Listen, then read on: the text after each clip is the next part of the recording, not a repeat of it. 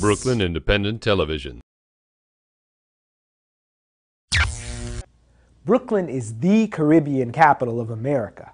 From our world-renowned West Indian American Day Carnival and Parade to arts, culture, and commerce, the Brooklyn experience has been enriched by the countless contribution of those hailing from every corner of the Caribbean.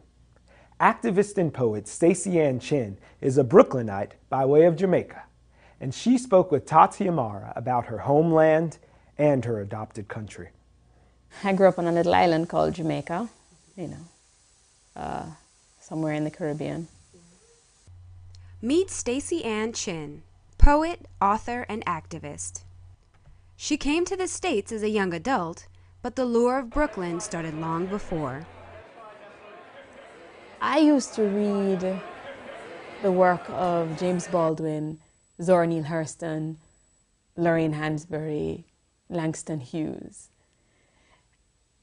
And though it was set in Harlem, some of those stories, some of those essays that I read as a child, as a young teen, I think that they mentioned Brooklyn. The 80s was the era of hip-hop, and so Brooklyn was always on the radar when it comes to the music that was played on the radio. Though Jamaica didn't play a lot of hip-hop, it got to us. The journey that led her here, not storybook perfect. After a trip to Brooklyn, she discovered her sexual identity and took it back to Jamaica. I acquired language for my condition, so to speak. And I went home and started kind of talking about that with my friends and claiming a lesbian identity.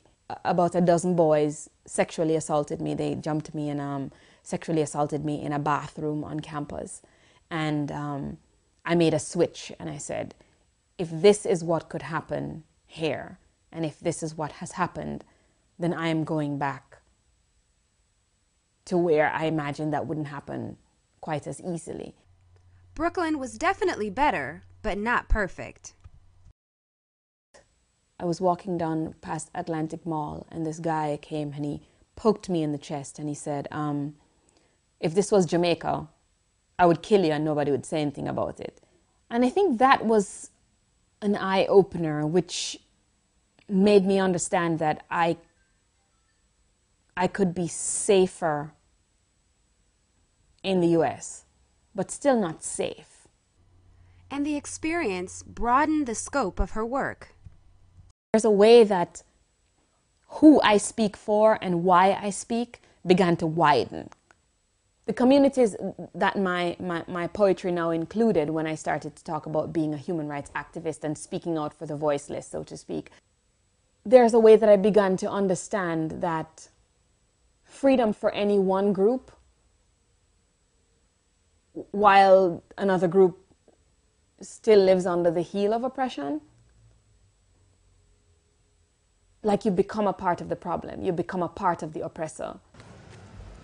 Staceyann told me she's found her place in Brooklyn and wouldn't have it any other way. Brooklyn is my planet, my city, Brooklyn is sexy, man. Brooklynites move as if they own more property than they do, that they have more money in their pockets than we imagine, that they were already, black and president of the US. Download this program's podcast on iTunes. Keywords Brooklyn Independent Television.